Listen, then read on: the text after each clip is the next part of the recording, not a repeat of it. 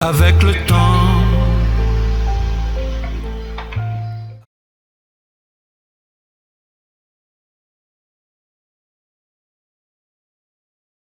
avant Albert Einstein, avec Newton, le temps, il était considéré comme une grande toile de fond absolue s'écoulant uniformément et se situant comme par-delà le monde physique ou en parallèle des phénomènes perceptibles. C'était, on va dire, une entité, une dimension non physique, bien dissociée des choses, de la matière. Et j'ai l'impression que ça correspond encore à l'intuition profonde de tous les gens qui ne sont pas très familiers avec les idées d'Einstein. Sauf que, une fois qu'on voit avec Einstein que le temps est relatif, ce qui déboussole un peu, sans vouloir faire de jeu de mots, mais ce qui désoriente un peu, on va dire, on se demande alors comment est défini le temps avant de savoir ce que cela peut vouloir dire qu'il soit relatif. Le temps est relatif, oui, mais en fait, c'est quoi le temps ? Et ainsi, on voit que la science, la physique moderne, pour définir et dire ce qu'est le temps, elle le définit comme un séquençage naturel, celui du mouvement d'oscillation des atomes qu'on peut voir avec des microscopes très performants. C'est une rythmique qui se rapporte à la perception de phénomènes observables, les atomes. Et quelque part, ça a toujours été le cas. Le temps du calendrier, des heures, des secondes, etc., tout a toujours été défini par rapport au mouvement. Celui des planètes, celui de la Lune, celui du Soleil. Toutes les mesures sont rationalisées, elles sont calculées sur ça. Rien n'est dû au hasard, on va dire. Alors Einstein a vu que selon la gravité et la vitesse, les mouvements d'oscillation étaient plus ou moins espacés dans les atomes. Comme un peu dans un rythme de musique avec des notes, tout simplement. Pour l'instant, ce n'est pas encore très compliqué. Mais si on y réfléchit bien, ça veut dire que la physique moderne, la science, subordonne la notion de temps, qui nous paraît à tous un peu fondamentale, elle la subordonne à des phénomènes perceptibles. C'est le fameux univers observable de la science, l'objet de la science. Mais elle le fait du coup comme si quelque part, elle faisait du temps un attribut de la matière, ce qui s'oppose à notre intuition profonde à tous. Elle définit le temps sur les qualités de la matière, sur sa manifestation sur nos sens. Même si c'est le principe de changement, d'un mouvement à l'autre, la réalité fondamentale du temps pour la science est de dire d'une oscillation l'autre. Voilà le temps pour la science. Or, définir le temps comme dépendant de la matière, ça frustre l'esprit, l'âme, la conscience, qui se ressentent comme non matériels. J'emploie ici les termes esprit, âme, conscience de façon synonyme à dessein. Mais bon voilà, spontanément, je me suis toujours dit, mais non, le temps, il est détaché de la matière, c'est autre chose. Même dans le vide, le temps il passe quoi. Enfin bref. Et donc, quand on comprend ça, ce que dit Einstein, il en découle que le temps relatif doit être constatable en effet physiquement. Par exemple, si je pouvais voir deux horloges filmées dont l'une serait statique sur Terre et l'autre dans une fusée proche de la vitesse de la lumière, le mouvement de l'aiguille de celle à grande vitesse serait plus espacé que l'autre, de mon point de vue qui regarde de l'extérieur. Et si un homme s'y trouvait, on verrait ses cheveux blanchir longtemps après celui resté sur Terre, et nous devons en conclure que le temps est relatif. Parce que le mouvement et le changement de la matière des choses en mouvement très rapide est plus espacé que l'autre. Comme si on regardait deux mêmes films, l'un en vitesse 0,25 et l'autre en vitesse x2. Mais de mon point de vue subjectif d'observateur, la seule chose que je verrais serait deux objets dont l'un bouge différemment de l'autre.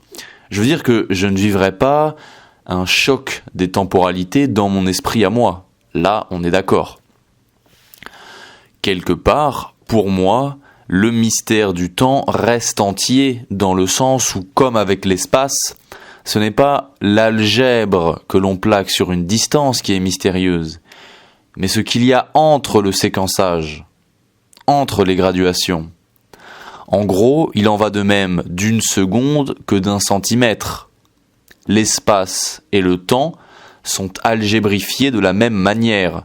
Il y a une durée ou un vide, quelque chose, un potentiel entouré de deux fins, de deux graduations, et entre lesquelles on pourrait mettre autant de curseurs et diviser un centimètre ou une seconde en une infinité de sous-millimètres et de fractions de seconde, et ainsi de suite.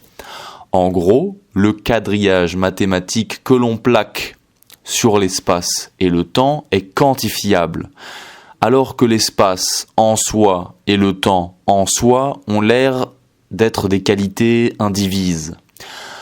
En gros, peu m'importe l'écart entre les mesures, j'en veux connaître l'essence de cet écart, de ce qu'il y a justement entre les deux mesures, indépendamment de ces mesures, ou alors même juste comprendre tout simplement si cette question a un sens.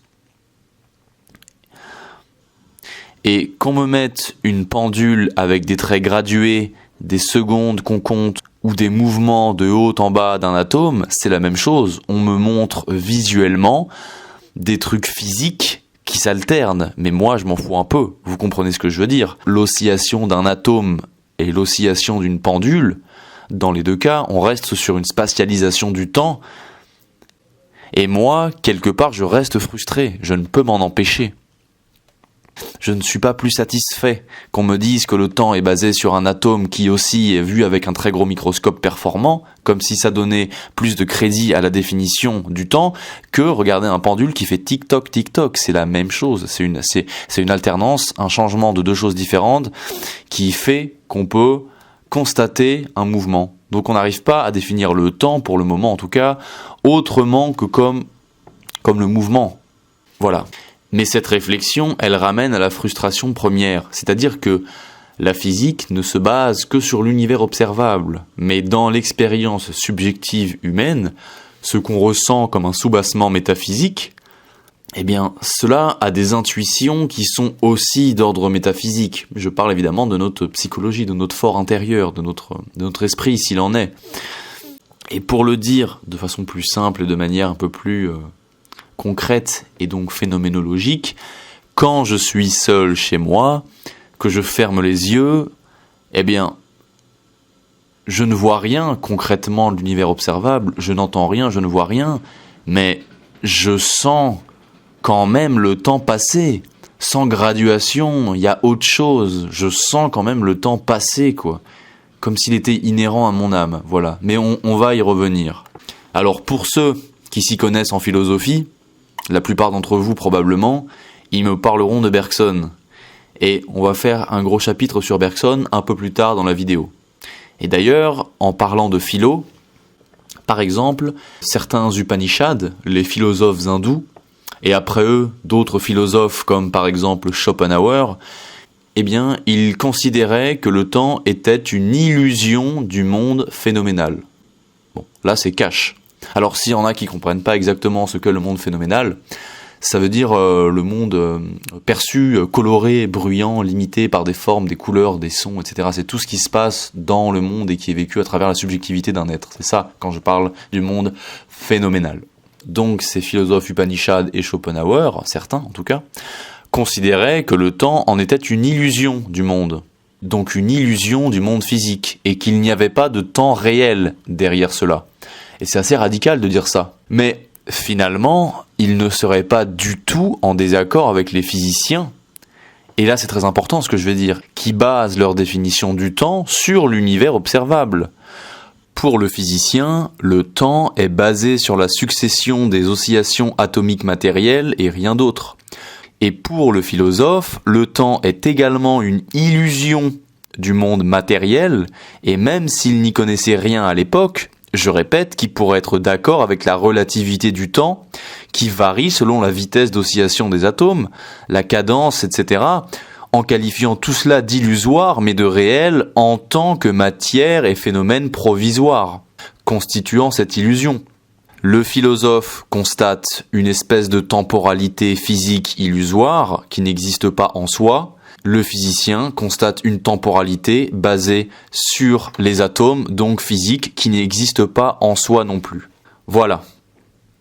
Bergson, lui, il s'interrogeait sur la durée, c'est-à-dire le fait de ressentir le temps passer c'est son fameux temps psychologique, indépendamment du séquençage, du quadrillage, des calendriers, des secondes, des mois, des années. Il dissocie le temps psychologique, la durée qu'on ressent, du temps physique, mathématique, les calendriers, tout ce que je vous ai dit. Et en fait, c'est un petit peu de ce phénomène de durée que la physique ne traite pas, et dont je parle depuis le début, quelque part, quand je disais que ça frustre de parler d'oscillation d'atomes et de mouvements matériels pour parler du temps, alors qu'on l'intuitionne comme un truc plus englobant et plus intime à la fois, une espèce de ressenti intime et subjectif qui serait peut-être le reflet d'une toile de fond plus englobante, comme je le dis, plus friendly newtonienne, c'est-à-dire que notre temps, on a l'impression qu'il est à la fois transcendant et immanent, c'est-à-dire qu'on le ressent psychologiquement et qu'il est une toile de fond en fait, métaphysique. On n'a pas envie de se dire qu'il faut juste calculer le changement du mouvement des atomes pour le calculer. On a l'impression de passer à côté de quelque chose. Et je vais y revenir un peu après en le disséquant parce que c'est de ce temps-là que l'on parle lorsque l'on oppose au temps relatif et séquencé le pressentiment d'un temps transcendant qui nous parcourt immatériellement et qui échappe à l'impermanence des choses. On a l'impression que le temps c'est le temps, que c'est immuable, il est comme ça et il passe. Ensuite, il y a la question des référentiels temporels. Parce que, en gros, tout bloc de matière uniforme se déplaçant à telle ou telle vitesse dispose de son propre référentiel. C'est-à-dire que la vitesse d'oscillation d'atomes est plus lente quand ça va vite. Donc si l'on prend un type qui voyage à presque la vitesse de la lumière et qu'on l'observe, on pourrait constater un contraste qu'on ne remarque jamais au quotidien car toutes les petites divergences de référentiel sont assez insignifiantes. Un sprinter, un écureuil qui monte dans l'arbre, un escargot qui rampe, toutes ces choses au même endroit ont des référentiels temporels différents. Donc si un type est dans un vaisseau autour de la Terre et qui va à presque la vitesse de la lumière, une année, par exemple, pour lui, vaudrait 30 ans sur Terre. Je pars du principe que le temps est relatif et après je vais dire en quoi je trouve qu'on peut quelque part relativiser sa relativité. Si le mec dans le vaisseau a de bons yeux, il peut voir pendant son année la Terre s'agiter 30 fois plus rapidement. Si un observateur sur Terre a de très bons yeux, il pourrait voir en 30 ans, pour lui en tant qu'observateur, le vaisseau tourner et le mec ne vieillir que d'1 an en revenant, alors que lui serait devenu vieux, l'observateur. Mais en voyant descendre le type de son vaisseau, une fois qu'il a atterri, le mec terrestre pourrait bien se dire qu'en allant à grande vitesse pendant 30 ans, le mec du vaisseau a juste bien vieilli. L'observateur n'aurait pas tort de dire ça parce que de son point de vue, eh bien, c'est ce qu'il constate, c'est l'univers observable. Il a pu, objectivement, voir le vaisseau pendant 30 ans, et le mec dans le vaisseau bien vieillir, sans se rendre compte que son corps vieillissait moins vite, car tout s'usait moins vite dans son référentiel. Si on prend, encore une fois, la même personne montant dans un vaisseau allant à une vitesse très élevée, et retenter l'expérience plusieurs fois à son commencement avec une vitesse toujours un petit peu supérieure et ou différente, cette personne pourrait avoir fait par exemple 10 trajets différents, avoir le sentiment à chaque fois d'avoir vécu 1 an, qui sont vraiment 1 an pour lui dans son référentiel, sans même s'apercevoir que d'un point de vue extérieur, ça faisait 10, 20, 25 ou 40 ans selon la vitesse à laquelle il allait. Donc moi je dis que c'est un petit peu relativement relatif parce que pour lui, de son point de vue réel, il n'y a absolument à chaque fois aucune différence. Ce serait comme dire aux poissons que la pression de l'eau est relative car elle varie selon la profondeur de l'océan, ce qui est vrai, mais que chacun d'entre eux avait quand même une intuition d'un absolu de la pression car leur organisme était calibré parfaitement sur le niveau de pression de leur zone à eux, ce qui est vrai dans l'océan aussi. Là où toute autre créature, humaine par exemple, serait automatiquement broyée. Si toi tu vas dans les abysses, là où il y a des poissons qui peuvent vivre tranquillement sans pression, sans vouloir faire de jeu de mots, tu serais broyé automatiquement. C'est ce qui s'est passé aux gens qui voulaient visité le Titanic, là, dans Titanus, là, où je sais plus comment il l'appelait. J'ai pris l'exemple d'un gars qui va vite dans un vaisseau et d'un mec posté sur la Terre qui se regarde, car ils sont tous les deux dans deux référentiels temporels différents, pour en venir au fait que d'un point de vue subjectif, la relativité, eh bien, elle ne se sent pas vraiment. Peu importe le référentiel temporel dans lequel tu es, dans l'exemple de la personne à qui on ferait faire à chaque fois le même voyage dans le même vaisseau avec le sentiment qu'il fit 1 an à chaque fois alors que la vitesse changeait, il n'y voyait rien, il ne sentait rien, il sentait aucune différence parce que tous les changements de ses cellules à lui étaient proportionnels à ce qu'il est. C'est comme si un être tout puissant s'amusait à me faire grossir moi dans ma chambre en proportion parfaite avec la chambre elle-même et tout ce qu'il y a dedans. Je n'y verrais aucune différence parce que tout serait proportionnel et il faudrait que j'ouvre la porte de chez moi pour me rendre compte que mon référentiel spatial a été modifié.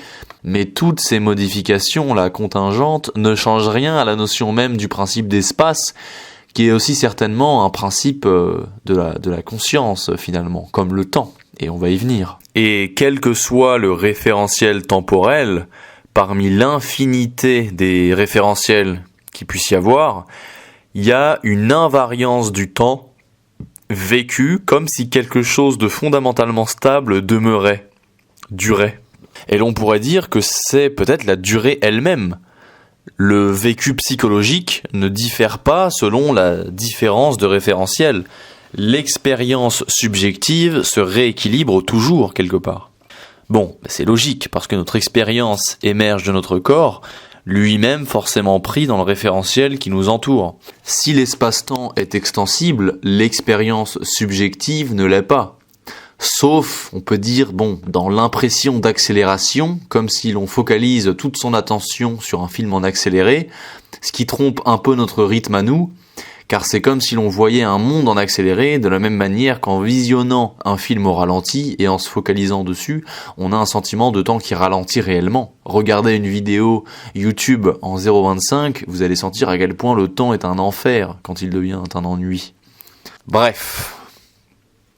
La notion de durée entre les séquences reste du coup assez mystérieuse car elle ne semble pas impactée par la différence des oscillations de la matière dans l'expérience consciente, comme si elle n'existait pas derrière les deux mesures qui viennent la concrétiser, alors que ce sont elles, les mesures, qui n'existent qu'à titre de symbole et qui sont censées servir à la schématiser. Mais existant en tant que symbole, elles ont une existence matérielle, et c'est les seules qui sont constatables. C'est un petit peu paradoxal entre guillemets. Si on prend un cas analogue, mais un peu moins métaphysique que la notion de temps, celle de température par exemple, on comprend mieux. Un thermomètre qui va de -10 à 40, on voit sa graduation. Oui, sauf qu'on voit encore mieux son contenu. Il nous glisse pas entre les doigts. Il ne met pas notre logo sa rude épreuve. Je sais ce que c'est -8 degrés, tu vois, au-delà du baromètre. Je sais que le thermomètre symbolise quelque chose qui est très réel, que je ressens dans mon corps. Je connais aussi le chaud, je sais ce que c'est 35 degrés ou 40 degrés au soleil. Je chéris les températures médianes, et avec le temps, c'est pas pareil. On n'arrive pas vraiment à saisir le contenu du temps. Vous voyez ce que je veux dire ? C'est un peu comme si la durée, pour reprendre l'expression de Bergson, mais on peut dire l'expression intime du temps, c'est-à-dire le principe de temps derrière les mesures, était une qualité et non une quantité. Comme si elle était la nature de la conscience elle-même. Illimitée, invariable, immuable, infini, invisible, insonore, et que ce terreau était la base sur laquelle on pouvait observer en effet des sons et des couleurs qui nous servaient à produire le rythme et à penser le temps par-dessus ce qui lui sert d'essence, d'ouverture, de contenant. D'ailleurs, les mesures que l'on prend pour symboliser et mesurer le temps ne sont toujours que des petits bâtons ou que des petits sons. En somme, ce sont des micro-phénomènes réguliers. C'est des tic-toc, c'est des tic-tac, c'est des 1, 2, 3, 4, etc. Le temps, intuitionné comme par-delà la matière, est quelque part un contenant. C'est la qualité et le principe de la conscience elle-même. En tout cas, ça semble être cela. C'est une piste. Et c'est un peu pour ça que, quel que soit l'effort intentionnel et conscient pour considérer le temps, il y a une mise en échec immédiat qui succède à l'intuition, parce que la conscience ne peut pas se contenir elle-même comme objet, et notre volonté de comprendre par la raison n'a que cela comme moyen de préhension des choses, et le temps, compris comme la conscience, n'est pas une chose, mais c'est au contraire elle qui ouvre la voie aux choses, de la même manière que l'écran, c'est pas le magma des pixels changeantes, mais c'est l'a priori intangible qui permet aux pixels changeantes de se manifester. Sans écran, pas de pixels. Sans conscience, pas de changement dans la matière. Donc il y a un certain degré de réflexion dans lequel on a l'impression de devoir s'en remettre à la conscience quand on veut définir ce qu'est le temps et le comprendre. La durée, ou je pourrais l'appeler l'espèce d'immanente intuition qui est le sentiment intime et réel du temps qui passe derrière l'algèbre temporelle de la réalité observable, semble être le vrai temps, comme dit Bergson. Elle est une qualité du sujet. La durée, c'est le sujet lui-même, ou la conscience qui dure, qui est dure, donc qui ne se laisse pas percer, même par la raison humaine qu'elle dépasse, elle semble durer en soi. Elle semble être un état, donc inquantifiable. Elle est immuable, comme le principe de l'espace en soi. Donc le temps, jusqu'à présent, si on devait le définir, ce serait la possibilité, ce serait le principe de changement, le fait qu'il puisse avoir du mouvement, du changement. C'est ça, le temps. Avant de le calculer et de le schématiser par des métriques, la base de la notion même de temps serait le contraste quelque part entre la conscience immuable, stable, et l'apparence changeante des choses, parce que sans le mouvement, en effet, qui peut s'inscrire sur une base neutre, la conscience immuable, il n'y a pas de monde possible. Le mouvement, c'est le principe du changement dans la matière, mais ce mouvement ne peut pas exister sans une stabilité qui la constate. D'ailleurs, on perd la notion de temps dès que la conscience s'estompe, quand on s'endort. Et le temps revient approximativement quand on rêve, parce que même s'ils sont un peu comme des illusions, les rêves sont des réalités phénoménales séquencées. Lorsqu'on s'endort, qu'on atteint le sommeil profond proche du coma, de la mort si vous voulez, on réatteint un état de neutralité qui ne peut plus contenir ou produire l'intuition ou le sentiment du temps. Tout simplement car il n'y a pas de manifestation, quelle qu'elle soit, qui viendrait produire la dimension temporelle par la succession des événements. Dans le coma, on sent pas le temps. Si quand on dort profondément et qu'on rêve pas, on sent pas le temps, c'est tout simplement parce qu'il n'y a rien eu pour le séquencer. Il ne s'est rien manifesté. Le sentiment de temps existe car l'ensemble des perceptions, des sensations corporelles, émotionnelles et des représentations mentales de l'imagination constitue un tissu global perceptif intense et continuel qui vient continuellement peindre sur la toile de la conscience du sujet sa trace. Et avec le cerveau puissant qui, par la mémoire, feint de créer le passé, en conservant par divers processus des changements en conscience de façon mentale, venant construire et faire croire à la notion de passé, le sentiment du temps peut exister. Dire qu'il y a du temps qui passe, c'est constater une modification de l'immédiateté, de l'ici, du maintenant, du là, et qui sur la base du cerveau puissant et des milliards de neurones et d'interconnexions vient créer une dimension à travers la mémoire, le passé, qui n'existe pas. On hypostasie le passé en faisant une entité qui existe indépendamment du présent. On déduit du constat de la modification immédiate et des changements du cerveau une temporalité qui n'est qu'une vision mythifiée de ce qui est utile. Mais nous, la seule chose que l'on fait dans la vie, c'est de constater un changement perpétuel des phénomènes. Quand on dit d'un événement qu'il est passé, cela veut dire que le cerveau a créé une espèce de profondeur et prenant en mémoire le mouvement sans arrêt et en superposant au mouvement perceptif immédiat, le présent, des couches sans cesse croissantes de mouvements imaginaires et mentaux, les phénomènes passés, quand on dit d'un événement qu'il est passé, cela veut dire que le cerveau a créé une espèce de profondeur en prenant en mémoire le mouvement sans arrêt et en superposant au mouvement perceptif immédiat, le présent, des couches sans cesse croissantes de mouvements imaginaires et mentaux, les phénomènes passés qui bougent alors simultanément. Mais même si cela paraît contre-intuitif, il n'y a rien qui passe réellement. Il n'y a que constatation de mouvements permanents par un point de vue fixe. La subjectivité de conscience individuelle. Dire d'un événement qu'il est passé ou à venir n'est qu'une manière schématique, n'est qu'un habit, n'est qu'un schéma qu'on fait revêtir au monde pour mieux y survivre peut-être. Le temps est la qualité frictionnelle du passage du mouvement dans la conscience neutre qui intuitionne intellectuellement très vaguement, mais psychologiquement précisément l'idée d'un temps, à cause de l'entièreté de sa chimie, de son corps, de ses pensées, de ses cellules, de ses neurones.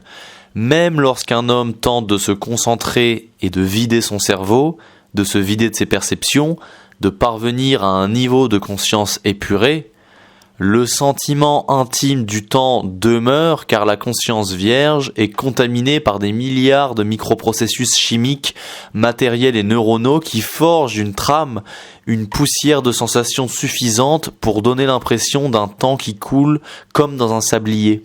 La coulée du temps psychologique qualitative, c'est le contraste entre les phénomènes bariolés et la conscience cadre, la conscience neutre, immuable, indivise, etc. Et là, en réalité, je dissocie la conscience neutre de la multiplicité des phénomènes qui la traversent. Mais c'est pour mieux schématiser. En réalité, non conceptuellement, il y a une fonte de la conscience dans la matière qui n'est une seule et même chose. Mais finalement, au-delà du tic-tac des horloges, des secondes, etc., si je ressens le temps qui passe, c'est parce qu'il y a du changement en moi. Quelque part, le tic-tac de l'horloge, ça symbolise le changement. Et le changement qui est en moi est une forme de graduation biologique, organique, mais qui reste quelque part une graduation et du changement constaté. Et sur ce sujet, j'ai un laïus à faire sur ce que j'estime être l'erreur de Bergson. Il faut être attentif sur ce passage parce que c'est une critique que je fais de Bergson et je pense dépasser sa dualité de la temporalité. Donc il faut être attentif. Sa thèse, c'est de radicalement séparer le temps ressenti, psychologique, intime, la durée, et le temps physique, mathématique. Et je crois que au fond, il n'y a pas de différence de nature entre le temps psychologique et le temps physique. Je répète, le temps psychologique, c'est la durée. C'est la sensation mentale, c'est le temps vécu comme qualitatif, c'est le temps vécu consciemment, c'est le temps dont on sent qui s'écoule de manière continuelle en nous. Et le temps physique, c'est le temps mathématique, la chronométrie, le temps spatialisé, le temps mathématisé, par laquelle on quadrille le monde, c'est ça. C'est les mois, les secondes, le tic-tac de l'horloge. Et la durée dont parle Bergson, toute psychologique, spirituelle, si on veut, qu'elle soit, elle est intrinsèquement liée au mouvement, donc au changement. Comme je disais, on peut s'enfermer dans le noir et fermer les yeux et ne penser à rien. Il n'en demeurera pas moins des tas de processus neuroélectriques, chimiques et subtils dans le cerveau. Et ce sont ces choses qui font de la conscience ce qu'elle est et qui font ressentir le temps. On ressent les phénomènes qu'on est en train de vivre. C'est-à-dire que le temps psychologique et non matériel, soi-disant, eh bien, il dépend de ces phénomènes dont on peut se départir et qui font office de métrique. Et si toute perception du temps, même psychique, mentale, spirituelle, suppose des phénomènes physiques, ne serait-ce que neuronaux, organiques ou biologiques, alors la durée pure ne peut jamais être totalement indépendante d'une forme d'objectivation du temps. Même dans une chambre noire et silencieuse, sans stimulation, il y aurait toujours une trace résiduelle du temps physique via l'activité cérébrale et corporelle. Donc la durée bergsonienne ne peut jamais être totalement affranchie d'un rapport même subtil avec le temps mathématique et scientifique. Bergson, quand il entend le tic-toc d'une horloge, il se dit, bon, d'accord, ça c'est une chose, mais moi je ressens différemment et vraiment le temps. Mais en fait non. Ou, en tous les cas, sa conscience fonctionne pareillement. Il ne ressent du temps que ce que les mouvements de sa chimie lui font ressentir. Via leur changement, le principe est exactement le même. Le temps mathématique, métrique, est une transposition harmonisée, régulière, disciplinée, du principe de mouvement naturel qui est lui-même une métrique à sa manière. Bergson, son sentiment, c'est sa métrique intime, celle de son cerveau, qui joue une partition différente, vivante et non schématique, contrairement à celle de l'horloge et du tic-tac, qui est simplifiée, qui ressemble à un sommaire. Mais dans la tête de Bergson, il y a des milliards de mouvements, de changements de son être qui lui donnent son sentiment de fluidité. Il y en a beaucoup, mais c'est toujours le passage des uns aux autres, comme le tic-tac de l'un à l'autre, qui crée cela, qui crée le temps. Et si par un hasard ironique, Bergson avait une pendule bien réglée dans son crâne, il se serait trouvé en phase avec le temps mathématique, comme par hasard. C'est ce qui se passe si on regarde une horloge. Elle prend un peu la place de la conscience, elle occulte un peu le reste, et on a l'impression que le temps est rythmé par l'horloge réellement. Et le sommaire et le chapitrage et la pagination dans un livre est autant mathématique ce que la nuance des sentiments, de la syntaxe et la pluralité des vécus décrits par l'auteur est à la durée intime et mentale. Et le temps passe parce qu'on va d'une lettre à l'autre, d'un mot à l'autre, et parce qu'on va d'une connexion synaptique à l'autre et d'une perception à l'autre dans le vécu. Moi, ce que je voulais montrer là, et cela échappe aux gens, je crois, peut-être par réflexe dualiste, eh bien, c'est que les flux du cerveau sont si nombreux et subtils que ce qu'on pourrait estimer être une coulée spirituelle, métaphysique, n'est que la mentalisation, la mise en conscience synthétisée de tout cela. De la même manière que regarder l'océan est une synthèse de tout ce qu'il compose, et que cela semble continu, souple comme l'esprit, C'est ce qui donne cette illusion à Bergson. Si on montre à un ondin un robinet qui goutte, en lui disant « c'est des gouttes d'eau », c'est l'eau, il va dire oui, il y a l'eau humanisée et l'océan, l'eau dans l'océan, que je ressens comme un tout qui m'enrobe, oui, mais l'emmitouflement aqueux de l'ondin peut être subdivisé en autant de gouttelettes et de particules d'eau qu'il y a autour de lui, mais il ne s'en rend plus compte, et il en va de même pour la fluidité de Bergson dans son esprit, et sa rythmique, symphonique et intime mentale, composée de milliards de mesures qui correspondent à ses neurones et qui constituent sa conscience. Quand Bergson parle de sa durée en tant que conscience, il est victime d'un mirage neurologique. Et si on me dit, oui mais non, parce que Bergson il dissocie bien le temps mathématique, spatial, du temps de la conscience, encore une fois, il le dissocie par les mots, mais en réalité, il n'y a pas de dissociation. Tout simplement parce que si tu fixes une horloge, ta conscience va ressentir au rythme de l'horloge, comme je l'ai dit, car l'horloge sera le phénomène de conscience. Si l'esprit se coupe de tout élément extérieur, il aura en phénomène de conscience les multiples mouvements de son cerveau. J'ai déjà expliqué que toute matière est conscientionnalisée et que tout phénomène de conscience a un substrat matériel. Ça, c'est réel. C'est comme ça que le réel y fonctionne.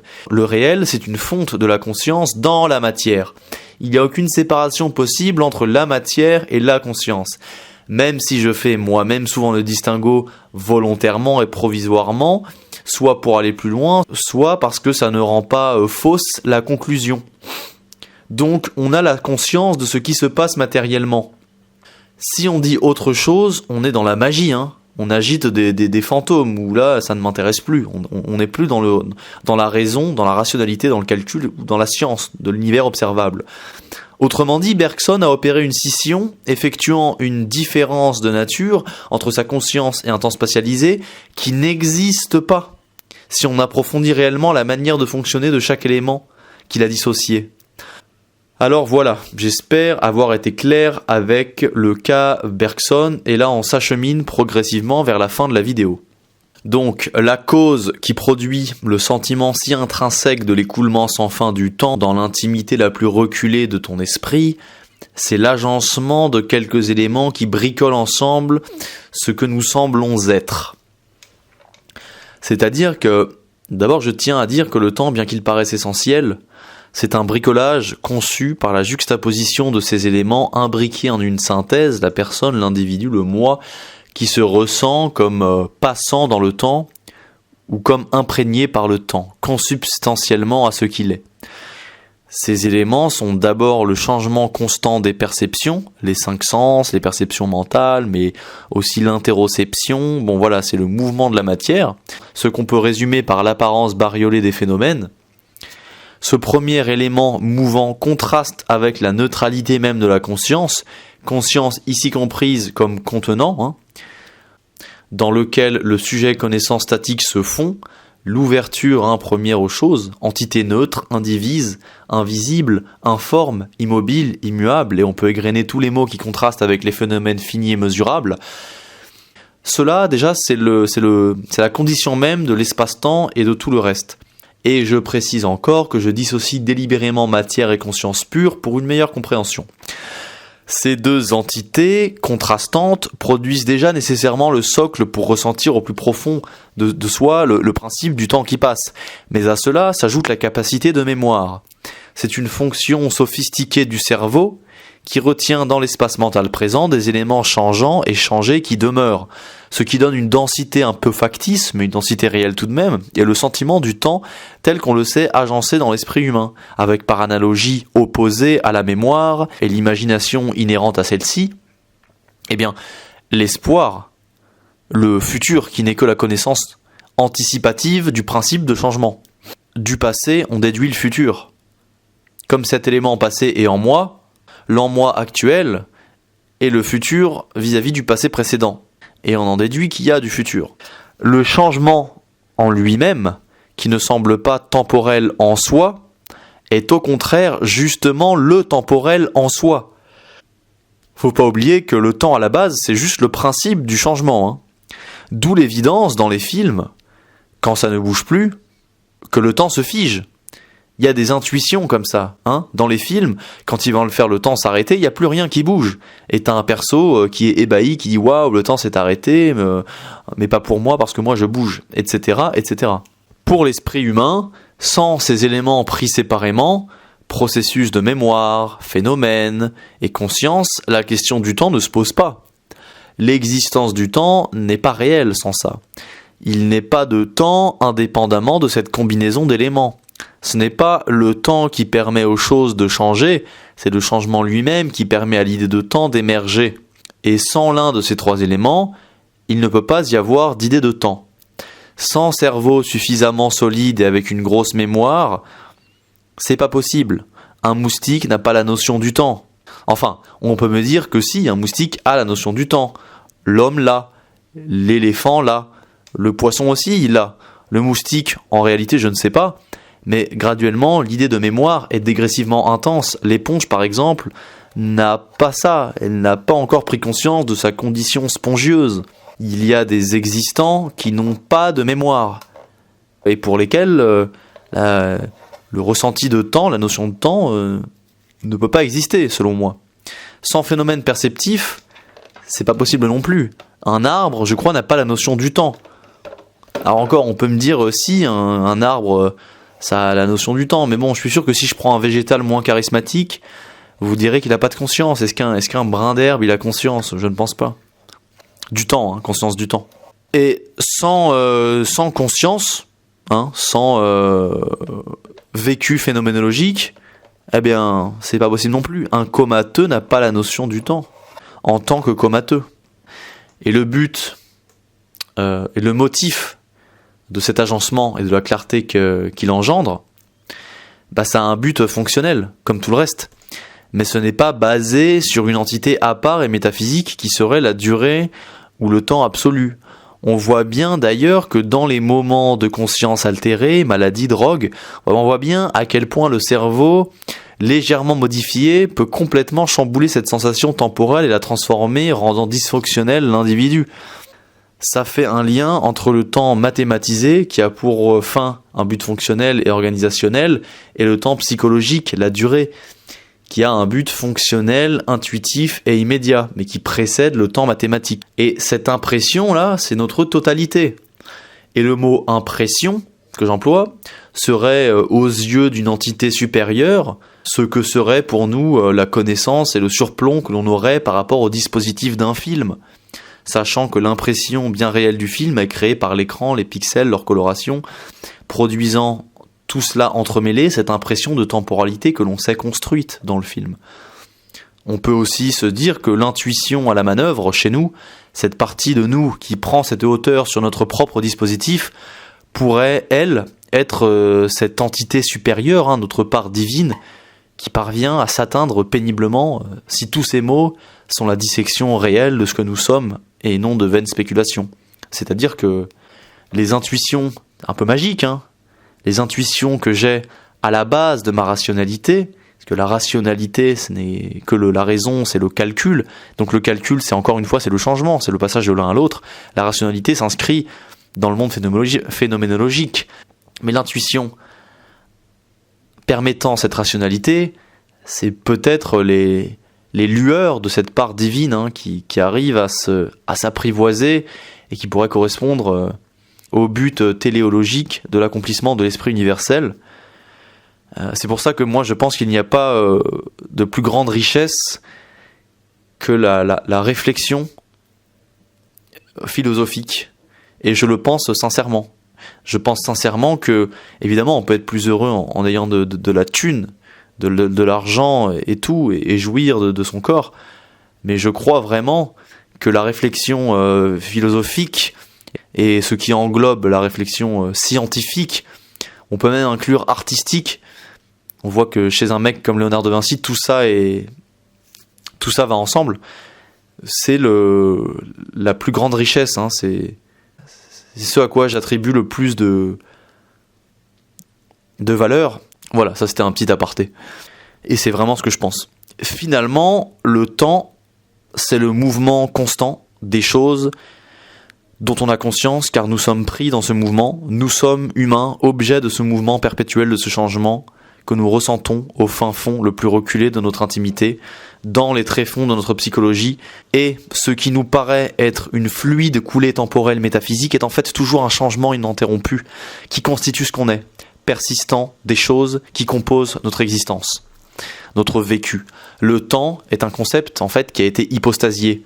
C'est un concept dont on a fait une chose qui est autre chose que les choses qui ont concouru à faire le concept qu'il est. C'est la succession permanente de la matière qui construit le temps graduel et mathématique et qui construit le temps mental, spirituel de la conscience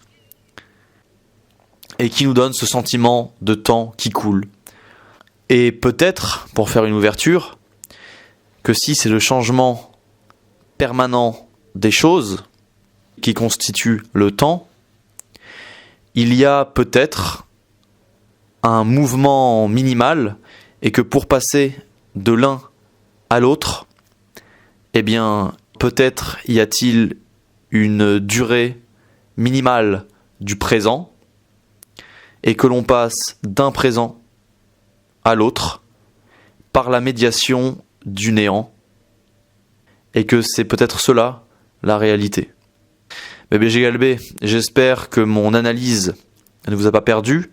vous a inspiré, vous a appris des choses, vous a donné des pistes de réflexion, va accroître le champ de votre conscience, de votre existence.